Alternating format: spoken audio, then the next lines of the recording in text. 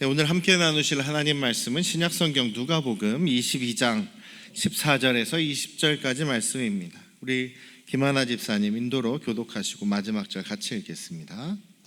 때가 이름에 예수께서 사도들과 함께 앉으사 이르시되 내가 고난을 받기 전에 너희와 함께 이 유월절 먹기를 원하고 원하노라.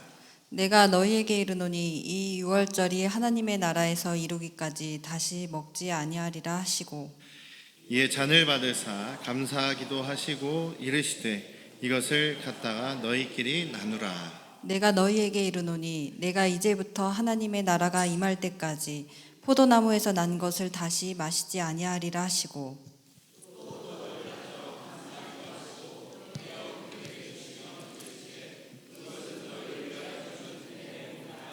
너희가 이 일을 행하여 나를 기념하라 하시고 저녁 먹은 후에 잔도 그와 같이 하여 이르시되 이 잔은 내 피로 세우는 새 언약이니 곧 너희를 위하여 붓는 것이라. 아멘. 할렐루야. 네, 우리 아버지 하나님의 크신 그 은혜와 크신 사랑이 우리 안양 성도교회 가족들 머리 위에 충만하게 임하시기를 주님의 이름으로 축원합니다. 대부분 다 아시겠지만 우리 침례교회의 역사는 보통 일반적인 그런 카톨릭이나 아니면은 개혁교회라고 하는 종교개혁으로 인해서 카톨릭 천주교회에서 분리된 그런 교단들과는 다른 역사를, 다른 교리를 가지고 있습니다. 우리는 예수님 이후로 예수님의 말씀대로 오직 특별히 신약성경을 최고의 권위로 하고 또 예수 그리스도의 명령과 말씀에 순종하기 위해서 예수님께서 주신 명령을 따라 그 말씀대로 살기 위해서 생명을 바친 그 사람들의 그 계속 신앙 전통을 이어온 것이 바로 우리 침례 교인들입니다. 그래서 예수님께서 또한 이 신약 성경에서 믿는 사람들에게, 예수님의 제자가 된 사람들에게 침례를 줘라라고 하신 예수님의 명령을 따라 우리는 오직 신자의 침례, 예수 그리스도를 우리의 구주로 영접하고 이제 믿음으로 새로운 삶을 살겠습니다라고 고백하는 사람, 믿음으로 많은 사람들 앞에서 시인하는 사람들에게 바로 그 자리에서 침례를 주었습니다. 그래서 뭔가 무슨 학습을 하고 몇 개월간 성경 공부를 하고 이런 과정보다는 자기 자신이 예수 그리스도를 분명하게 알고 믿고 입으로 고백하는 사람에게 그 자리에서 그 자리에서도 줄 수가 있죠. 또 잠깐 짧은 교육은 있더라도 믿는 사람에게 침례를 주었습니다. 그래서 카톨릭이나 오늘날에도 장로교회 전통에 아기가 태어나면은 아기에게 세례를 주는 것은 우리는 거부합니다. 왜냐하면 오직 성경이 주장하는 것, 성경에서 명령하는 것은 믿음으로 예수 그리스도를 주로 고백한 사람에게 주는 침례만을 인정하기 때문입니다. 혹시나 이제 정말 돌아가시기 바로 직전에 숨이 넘어가려고 하는 상황의 분들이 예수님을 영접했을 때 침례를 주는 것은 위험하기 때문에 때로는 가끔 세례를 행할 때도 있습니다. 그러나 중요한 것은 신자의 침례, 믿는 사람의 침례라는 것이죠. 그래서 우리가 유아 세례를 거부합니다. 그러다 보니 오히려 그 장로교회, 칼빈이 세운 그런 장로교회로부터 많은 핍박을 받아서 오히려 장로교회에게 그 순교를 당한 그런 우리 침례교인의 선조들이 있을 정도입니다.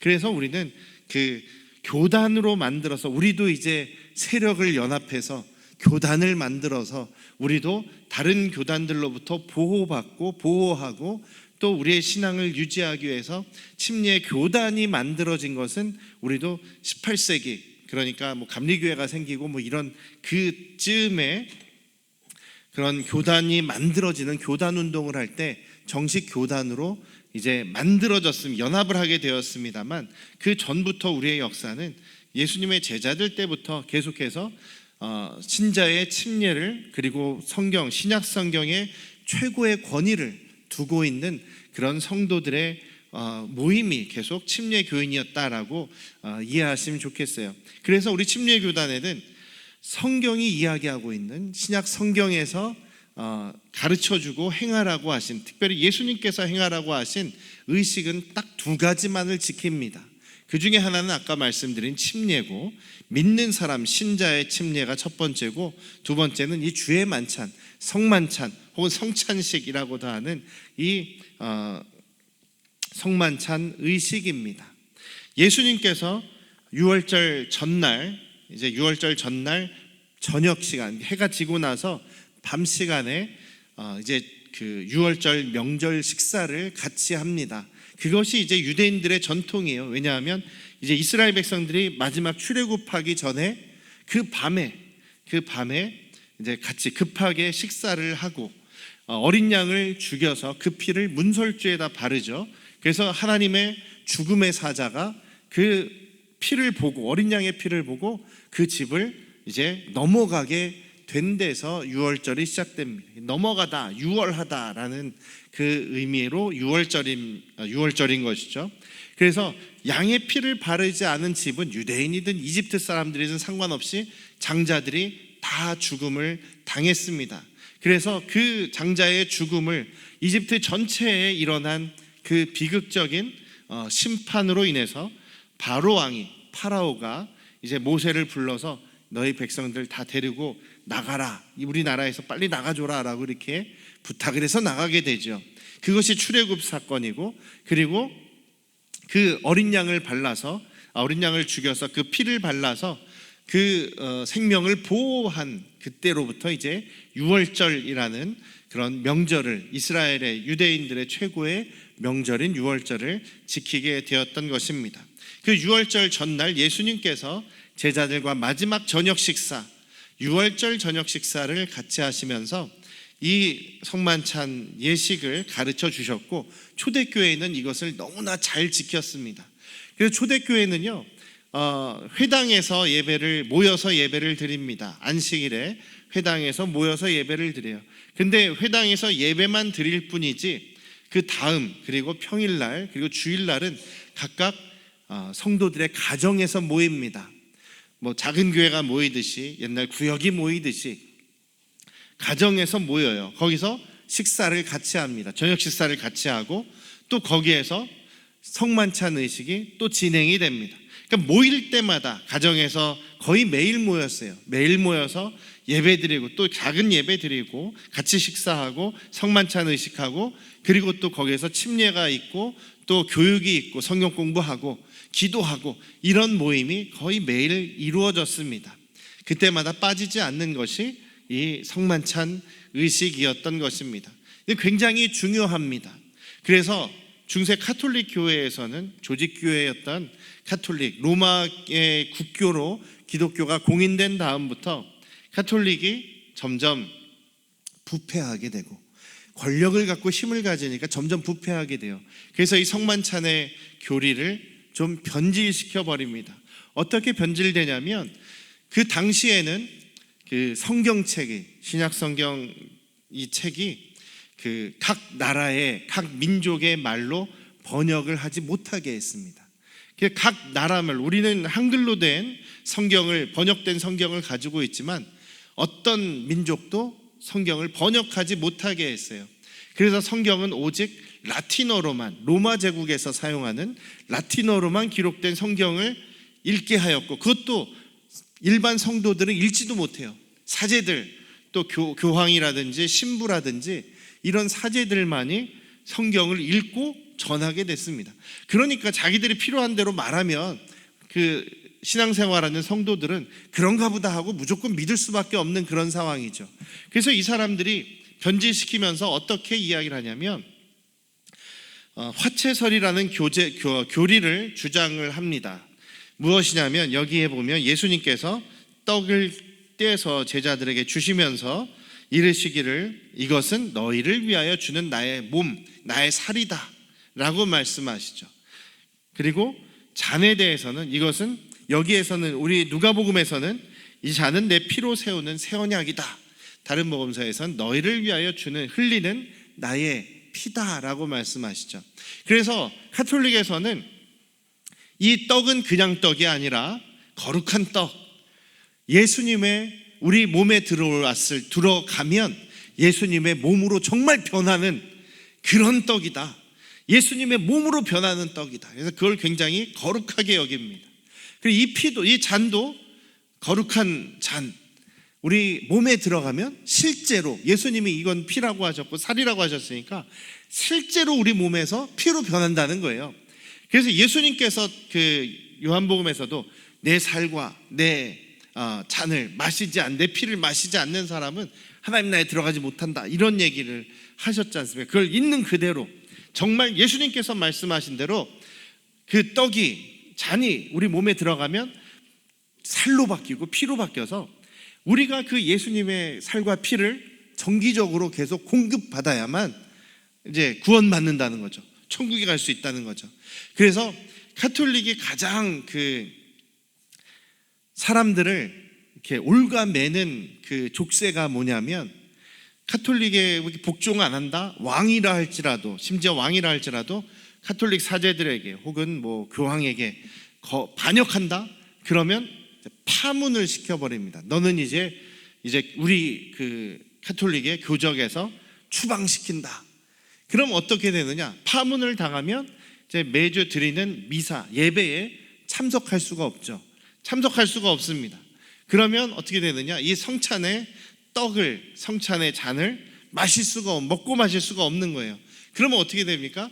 구원 못 받는다는 얘기죠. 너는 천국 못 간다, 이렇게 선포를 하게 되는 겁니다. 그러니까 이 중세 시대에 가톨릭이, 교황이 너무나 막강한 힘을 가지고 있었을 때는 사람들이 다 그런가 보다 해가지고 이게 피로 변하니까 이것을 예수님의 살과 피를 먹고 마셔야 되니까 가톨릭에 복종하는 그런 일들이 벌어지게 된 것이죠. 이것을 화채설이라고 해요. 가톨릭의 교리입니다. 정말 예수님의 실제로 살과 피로 변한다, 성찬에 참여하지 않으면 구원받지 못한다. 사람들이 그래서 가톨릭에서는 그런 생각을 가지고 있었던 것입니다. 그러다가 보니까 너무 이제 가톨릭이 변질되게 되죠. 면죄부도 팔고 뭐 무슨 이런 그 성찬의 교리도 엉망이고 하니까, 그래서 거기서 이제 개혁을 하고 뛰쳐나온 사람들이 종교개혁자들이에요. 루터교와 장로교가 대표적인 종교개혁으로 인한 개혁교단이라고 이야기를 합니다. 그래서 이 교단들도 어떻게 보면 의식 같은 경우는 가톨릭을 그대로 따라하는 경우가 많이 있어요. 그래서 가톨릭에서 보면 장로교나 루터교나 아이고 우리 집에서 분가해 나간 그런 우리 친척이다, 이렇게 이야기할 정도로 비슷한 점도 많고 교리적으로도 비슷한 점들이 또 많은 것이 바로 우리 그 장로교나 감리교나 혹은 뭐 루터교나 이런 개혁교단들이 가지고 있는 약간의 또 약점이기도 합니다.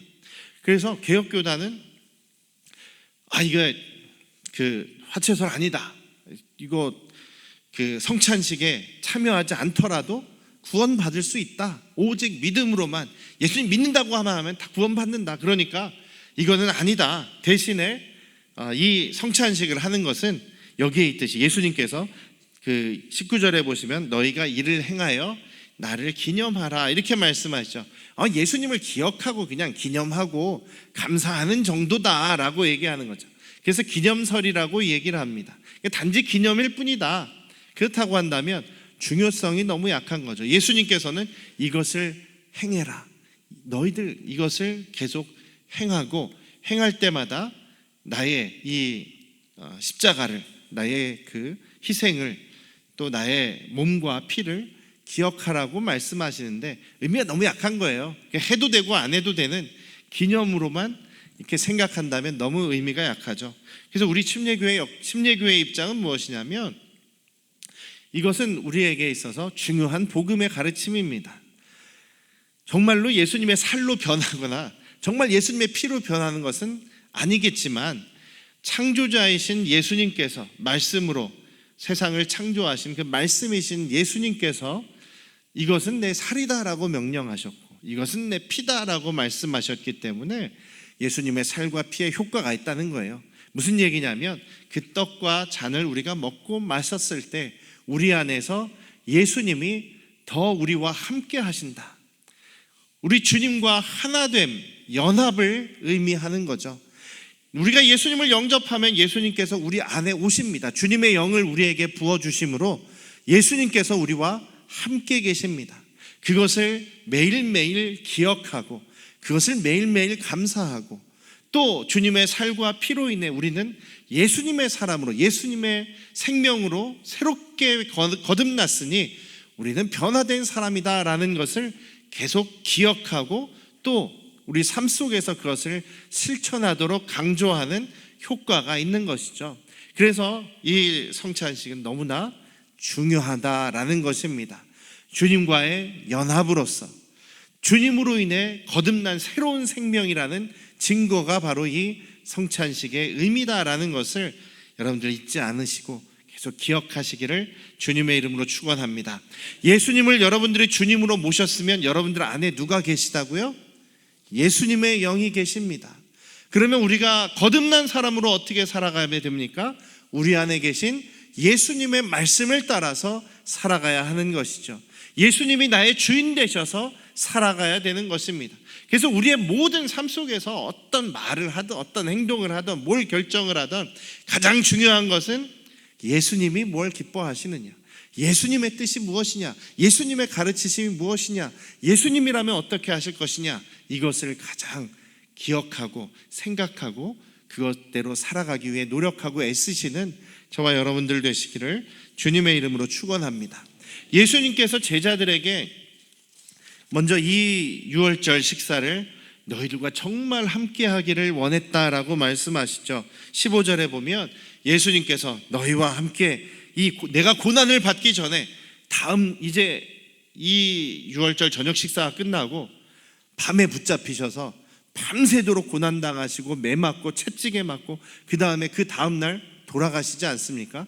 정말 예수님의 고난과 십자가 죽음이 몇 시간 남지 않은 이 절박한 상황입니다. 이 상황에서 예수님은 제자들과 마지막 식사를 하시면서 내가 이것을 너희들과 같이 유월절 식사를 하려고 너무나 기다렸고 너무나 원했다라고 말씀하십니다. 15절에 보면 원하고 원했다라고 말씀하시죠. 예수님의 습관이 있습니다. 정말 강조할 때, 물론 그 당시에 사람들이 말할 때 습관적으로 반복을 하잖아요. 그럼 진짜 강조하는 겁니다. 예수님께서 정말 강조하시는 표현이 어떤 게 있습니까? 내가 진실로 너희에게 말한다. 답답한 마음을 가지고 엄청나게 강조하실 때 두 번 얘기하시는 거죠. 여기도 내가 정말 원하고 원했다. 예수님의 마음이 들어 있습니다. 왜냐하면 예수님은 지금 제자들과 어떻게 보면 마지막 식사를 하시는 거예요. 그 전에도 유월절 식사를 같이 하셨을 거고 유월절에 대한 의미를 설명해 주셨을 수도 있겠지만 그 전에 아무리 가르쳐 주셔도 제자들 다 잊어버리지 않습니까? 정말 마지막에 정말 예수님이 희생하시기 전에 가르쳐 주심으로 제자들이 이 시간을 기억하고 다 성경에 기록하게 될 수 있었던 것이죠. 그래서 유월절의 의미 그리고 예수님의 희생의 의미를 가르쳐 주실 수 있는 마지막 기회, 마지막 시간입니다.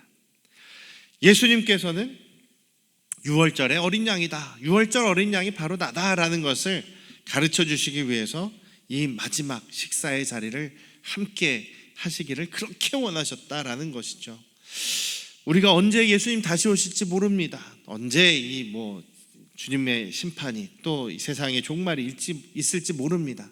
얼마나 가까운지 우리 알 수 없어요. 그렇게 우리는 우리에게 주어진 이 시간이 정말 마지막일 수 있다라는 그런 생각으로 그런 기회라고 생각하시면서 주님의 이름을 드러내고 또 주님을 증거하는 일에 우리가 또 힘쓰는 저희들 되시기를 주님의 이름으로 축원합니다. 마지막 시간, 마지막 기회라고 생각하시면서 간절하게 그 주님의 제자들을 대하셨던 예수님의 마음을 우리가 생각해 본다면 우리도 예수님처럼 다른 사람들을 대할 때 정말 이런 간절한 마음으로 대하실 수 있기를 주님의 이름으로 축원합니다. 이 유월절 누가복음에는 이렇게 기록이 되어 있어요. 그 유월절 만찬의 순서가 어떻게 진행되냐면 처음에 잔을 듭니다. 잔을 들고 감사기도를 하고 나눠주시죠. 마시라고 합니다. 그렇게 유월절 식사가 시작이 돼요. 그리고 나서 떡을 가지고 또 감사 기도를 하시고 나눠 주십니다. 그리고 이제 이것은 너에게 주는 내 몸이다 말씀을 하시죠. 그런데 이 시간 누가복음에는 떡에 대해서 설명해 주시고 이제 먹게 하셨다. 그래서 20절에 보면 저녁을 먹은 후에 다시 잔을 드셨다. 그러니까 자 이제 먹기 전에 이제 또 그 떡을 먹기 전에 기도하시고 떡 나눠주시고 먹었는데 떡만 먹은 것이 아니라 이제 고기도 먹었겠죠. 양고기도 먹었으니까요.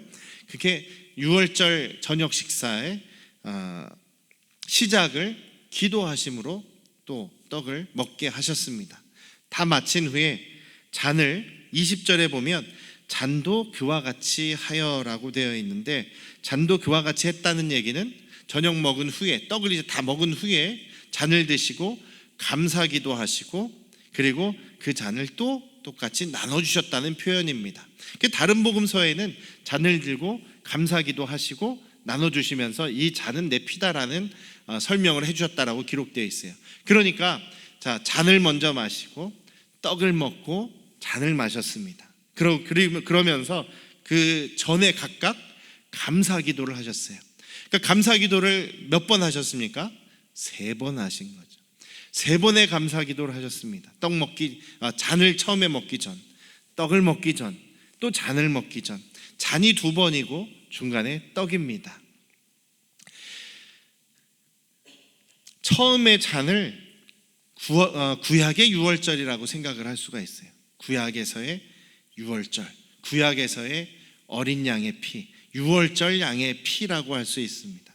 중간에 이제 예수님께서 몸을 주시고 그 다음에는 어린 양의 피, 새 언약의 피라고 말씀을 하시죠. 이 2번째 잔에 대해서 새 언약의 피라고 말씀을 하십니다. 그럼 첫 번째 잔은 옛 언약의 피라는 의미죠. 그래서 이 몸을 중심으로 해서 떡을 중심으로 해서 옛 언약과 새 언약을 가르쳐 주시는 겁니다. 옛 언약은 무엇입니까? 유월절 양처럼 사람들은 자기의 죄를 속죄하기 위해서, 자기의 죄를 용서받기 위해서 양을 죽입니다. 양을 죽여서 그 피를 뿌립니다. 그리고 또 그 염소에게 자기의 죄를 전가해서 안수기도해서 쫓아보냅니다. 성 밖으로 보내는 그런 의식을 한 것이 바로 옛 구약의 속죄의 의식입니다. 그래서 해마다 적어도 1년에 한 번은 양을 잡아서 피를 뿌려야 했어요. 해마다 계속해서 사람들은 반복해서 속죄의 의식을 행해야지만 그들이 속죄를 받는다고 알게 되었는데, 그래도 이것으로는 부족하고 이것으로는 불완전합니다.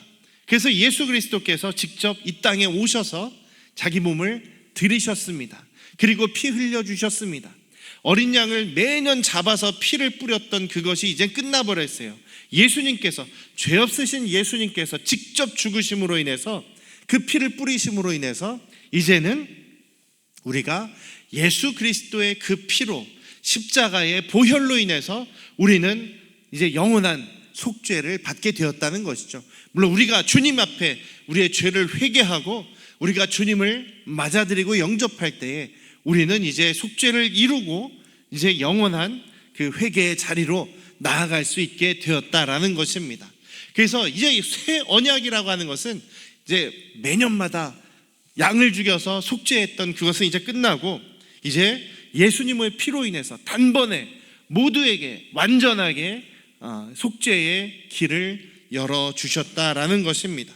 십자가로 인해서 이제 영원한 대속을 이루셨다. 그리고 예수님을 믿음으로 구원에 이르게 되는 그 구원의 언약을 이제 새롭게 주셨기 때문에, 그 언약을 완성해 주셨기 때문에 이것을 새 언약이라고 이야기하는 것이죠.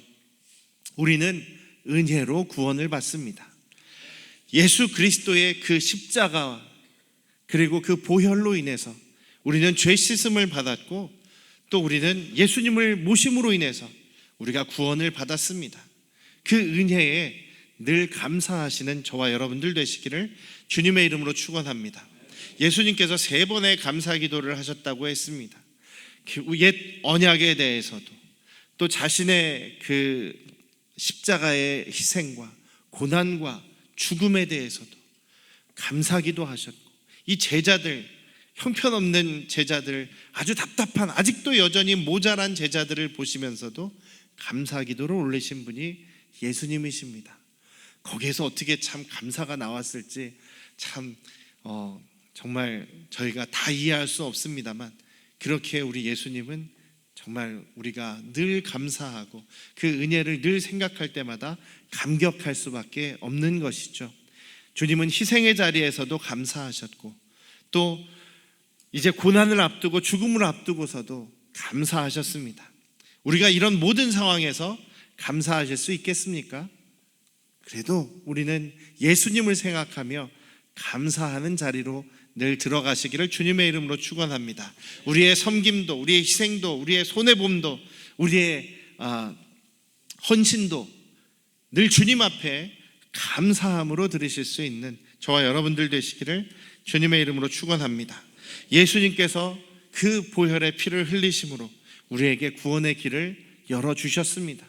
그렇다고 한다면 우리도 주님의 마음을 닮아서 우리도 많은 사람들에게 정말 이 구원의 복음을 나눠야 되지 않겠느냐라는 것이죠. 주님의 그 복음을, 주님의 생명을 또한 우리가 또 나누고 증거하시는 우리 안양 성도교회 가족들 되시기를 주님의 이름으로 축원합니다. 기도하시겠습니다. 아버지 하나님, 구원을 완성해 주심을 감사드립니다. 또 새 언약의 어린 양이 되어 주셔서 우리의 죄의 문제를 단번에 대속하여 주심을 감사드립니다. 예수 그리스도의 그 사랑과 은혜를 우리가 마음에 품고 늘 감사하며 살기를 원합니다. 감사하는 삶을 살게 하시고 주님의 마음을 붙잡고 우리도 주님 닮아가는 삶을 살게 하시며 주님의 그 생명의 복음을 나누는 저희들 되게 하시옵소서. 예수님의 이름으로 기도드렸사옵나이다. 아멘.